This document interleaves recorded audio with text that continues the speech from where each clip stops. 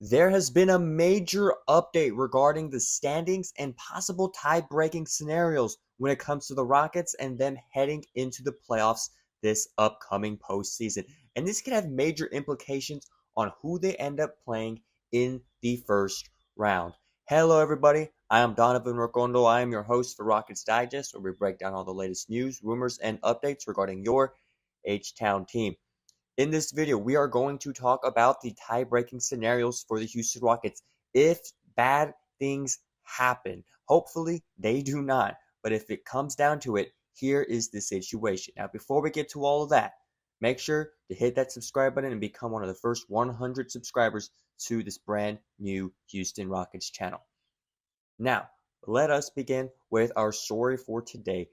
Last night, the Rockets unfortunately came up a little bit short against the Los Angeles Lakers in LA, and that brings the gap of the Western Conference standings a little bit closer. The Lakers are now, a little bit closer of overtaking us for the second seed, still behind the Denver Nuggets, but still coming closer. So again, not a great night for the Houston Rockets, off shooting nights for Jalen Green, but we have a new game tomorrow.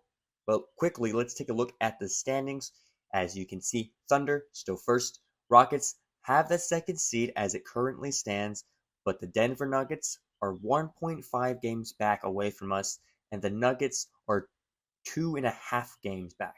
And then the Grizzlies, a few more games back than the Lakers, but hopefully nothing comes to worse in terms of the Grizzlies, Lakers, or Nuggets catching up to us. But we want to go over this scenario. Obviously, we want the Rockets to win the rest of their games, but considering the rest of their schedule, things can get ugly very, very quickly. This is something that we've discussed on the channel before. We closed this season with some very, very tough games.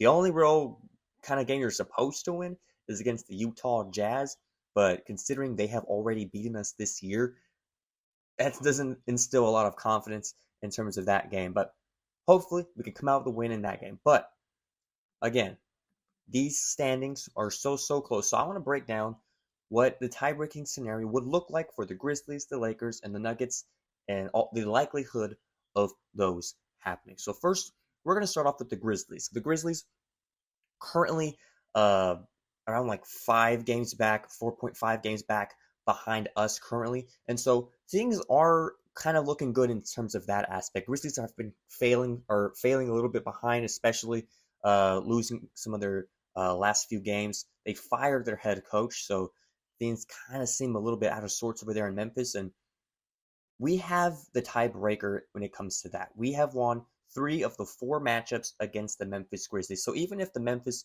made a tremendous comeback and we were tied for a certain seed, we would still have the tiebreaker for these 3 wins that we racked up against Memphis earlier this season. But now it gets to the more competitive areas, the more likely teams that could possibly put us in a tie-breaking scenario.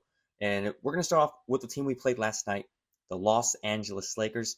The Lakers have been balling so far this year, and they have proven that they are a championship contending team. Currently, we do have those few games ahead of them. And in terms of the tie-breaking scenario, it is as even as it can be right now. We played them 3 times this year. We played them last night, and we played them back in January. We won the game back in January, and because of the win last night, that sets the series at 1 apiece. Lakers have 1, Rockets have 1. And so all of this is going to come down to our final matchup at the end of the year with the Los Angeles Lakers on April 11th. That's Friday, April 11th. That game is going to have major implications in terms of the tie-breaking scenario. I expect the Lakers to finish strong this season. That's something that they've typically done with LeBron James teams. And as you can see, our schedule isn't the easiest in the NBA. I certainly hope that we, win a lot of these games and prove that we have momentum going into the postseason. But that tie-breaking scenario, that game on April 11th, that could have major effects on who we play in the first round. So that is something to, bear in mind as we play them on April 11th. Hopefully, that's after that game. There's only one more game left in the season, so hopefully we'll have a better idea as to if they would catch us. Is it even going to be close? So we should see more in that aspect come April 11th. That is in 10 days. And then there's the Denver Nuggets. The Denver Nuggets, the likelihood of them catching us is far greater than the Lakers or the Grizzlies. They are currently the third seed in the Western Conference, excuse me. And according to this right here, the season is tied 1-1. Similar to the Lakers, this is a series that is tied 1 apiece, 1 to Denver, 1 to Houston. Their final matchup of the regular season is on the last day of the season. As you see, April 13th, 12 days from today, could be a game that decides who gets the second seed. Of course, this is considering if the Rockets don't just handle their business.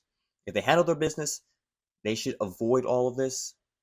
But again, that's a tough schedule with a lot of away games, or half of them are away. So it's something you have to bear in mind that hopefully that we can avoid. But if you look at this game, if you look at the way the Nuggets have been playing, and they have been playing phenomenally, it's going to be very, very tough to try to go in to the last game of the season and go up against a team that has Jokic and Murray who have their eyes set on that second seed. Again, once we get closer to that date, 12 days from now, we'll have a better understanding of what exactly are the implications for that game. If it would necessarily matter, if we already have that 2 seed secure. But we shall see. That's the beauty of basketball, and then anybody can be anybody, and so we shall see if the Rockets put themselves in a position. If hypothesizing for a second, if the Rockets were to move to that 3rd seed or move to that 4th seed, if they have been overtaken, who would they play? Who would they play for the 2nd seed? Well, currently, if they were the 2nd seed, if the season ended today and they were the 2nd seed, the Clippers, or excuse me, the team that they would most likely face right now if the season ended today would be the Timberwolves, who are currently at the 7th seed. If we were to move down to either the 3 or 4 spot, you're looking at a matchup, with the Grizzlies, maybe even the Warriors. The Clippers, just a few days ago, were number 6, back down to number 8. So we'll see exactly how that goes. But a lot of those teams are very dangerous teams. Of course, you have the play-in teams. Maybe the Kings, Mavs, or Suns can, squiggle their way into that 7-8 spot. But from the looks of it, the Houston Rockets will probably play the Minnesota Timberwolves come the first round of the playoffs. And so that's a matchup I particularly like. That's a matchup that I feel like is where we match up the best. And so hopefully the Houston Rockets can finish this season strong and avoid any kind of tie-breaking scenarios, but that just means that they have to handle their business these last 6 games. Tomorrow night, you got a great chance of getting in the win column against the Jazz. After that, put on your boxing gloves because it's going to be rough. We'll see how the Rockets do. If you have any comments on who you would like to see in the first round, go ahead and leave them in the comments section. I'll be happy to check those out. Let me know, and we'll see you guys next time on Rockets Digest.